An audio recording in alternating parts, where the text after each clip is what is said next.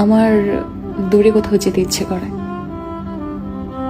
জীবনের এমন এক পর্যায়ে আছি, কোনো কিছুতেই মন বসাতে পারি না। না বাড়ি ঘর, না বাইরে কোথাও, না কর্মস্থল, কোনো কিছুই আর ভালো লাগে না।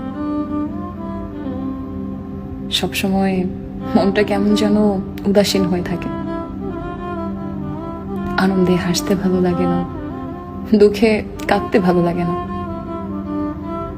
কাছের কাউকে নিজের ব্যাপারে কিছু বলতেও আর ভালো লাগে না। বুকের মধ্যে কেমন যেন শূন্য শূন্য অনুভূতি। এখন মানুষের সাথে মিশতে ভয় কাজ করে। সবকিছুর উপর থেকে কেমন যেন মন উঠে গেছে।